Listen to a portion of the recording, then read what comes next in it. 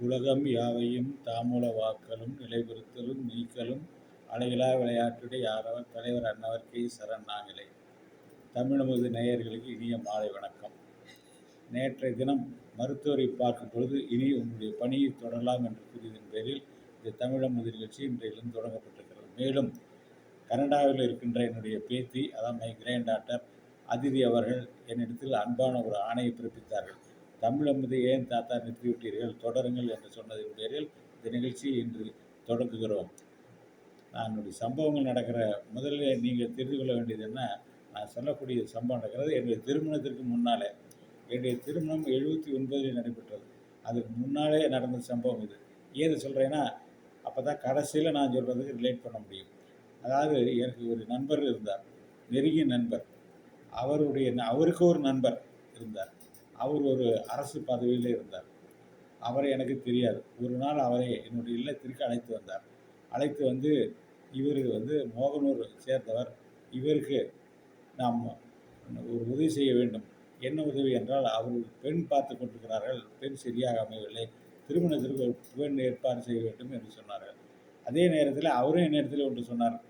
திருச்செங்கோட்டுக்கு அருகில் உள்ள ஊரில் ஒரு பெண் நம்முடைய ஈரோடு கலெக்டர் ஆஃபீஸில் பணிபுரிந்திருக்கிறார்கள், நான் கேள்விப்பட்டேன்.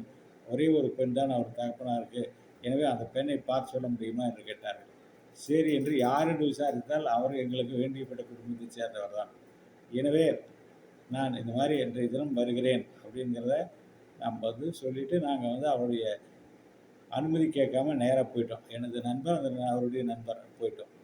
நேராக வீட்டுக்கு போய் பார்க்கும் பொழுது அவர்கள் ஜாதகத்தை பார்க்கணும். அதுலேயும் எங்களுடைய குடும்பம் ஜோசிய குடும்பம்.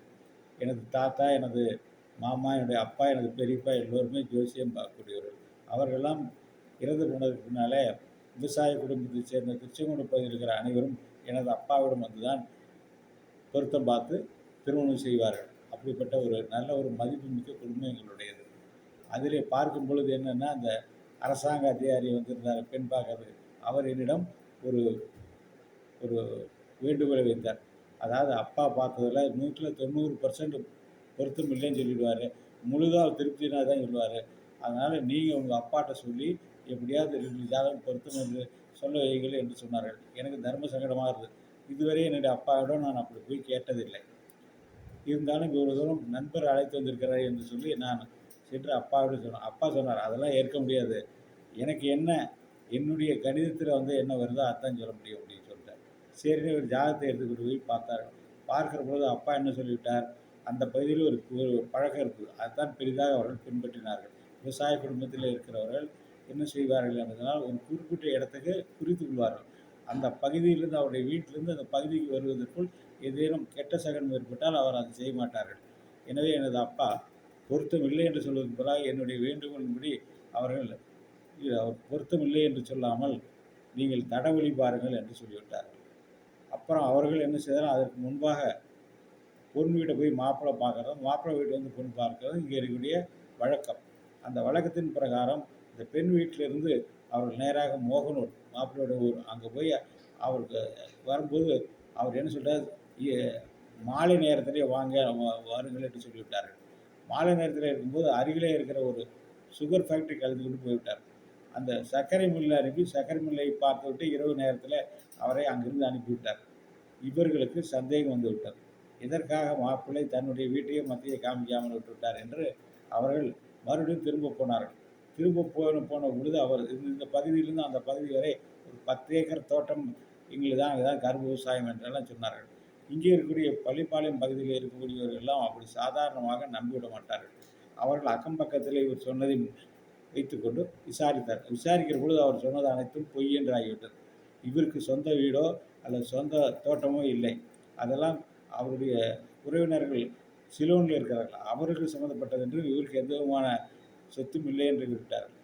அவர்கள் அவருடைய சந்தேகம் சரியாகிவிட்டது. ஏன் இவர் தன்னுடைய தோட்டம், தன்னுடைய காலில் காணலாம், அங்கே இருக்கிற சர்க்கரை ஆலையை காண்பித்து விட்டு இவருக்கு தனக்கு சொந்தமில்லாத நிலத்தை காண்பித்திருக்கிறாரே என்று அவர்கள் மிகுந்த சினமுற்றனர். அவர்கள் என்னை அழைத்து சொன்னார்கள், நீங்கள் ஒரு மரியாதைக்கு உட்பட்ட குடும்பம், உங்கள் மேல் எவ்வளவு நம்பிக்கை வைத்திருக்கிறோம், நீங்கள் வைத்திருக்கிற நேரத்தில் நீங்கள் இப்படி செய்துவிட்டீர்கள் என்று சொன்னார்கள். சரி என்று எனக்கு ஒரு மனதிலே ஒரு சங்கடம் ஏற்பட்டது. நல்ல ஒரு குடும்பத்தின் பேர் பெற்றிருக்கிற நான் இவ்வாறு செய்தது தவறு என்று நினைத்து அவர் வீட்டுக்கு சென்றேன். அந்த திருமணமாக வேண்டிய அந்த பொண் என்னிடத்தில் சொல்லுது, அண்ணா நீங்கள் வந்த நாளே அஷ்டமி நவமி அன்னைக்கு வந்தீர்கள். அது அன்றைக்கே நேரம் சரியில்லை, ராகு வேளையில் வந்தீர்கள். நான் அதை பார்த்துவிட்டு ஏன் இந்த மாதிரி செய்கிறீர்கள் என்று கேட்கலாம் என்று சொல்லிட்டு புதிதாக வந்திருக்கிறது. உங்களுக்காக நான் அதை எதையும் கேட்கவில்லை. அடுத்ததாக அவர் ஒரு நம்பிக்கை இல்லாதவராக தன்னை காட்டிக் கொண்டிருக்கிறார்.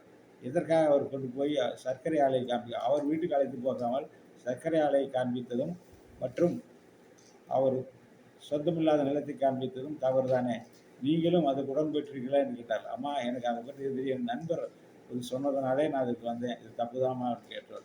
அப்போ எனக்கு ஒரு உருவரி அந்த உருவி ஒரு ஒரு அறிவுரை அந்த பெண் சொன்னார்கள். அந்த பெண் என்ன சொன்னார்கள் என்றால், அண்ணா முதல்ல உங்களுக்கு திருமணம் ஆகிவிட்டதா என்று கேட்டார்கள். இல்லையம்மான்னு சொன்னேன். முதல்ல உங்களுக்கு திருமணம் செய்து விட்டு அடுத்தது திருமணம் அப்புறம் பாருங்கள் என்று சொன்னார்கள். அதிலிருந்து எனக்கு ஒரு பாடம், இந்த மாதிரி அந்த விஷயத்தெல்லாம் தெரியாத விஷயத்தெல்லாம் தலையிடுவது என்பது கூடாது என்ற எனக்கு ஒரு பாடம் கிடைத்தது. நன்றி வணக்கம். மீண்டும் நல்ல சுவாரஸ்யமான கருத்துக்களை நாளை தினம் பார்க்கலாம். நன்றி வணக்கம்.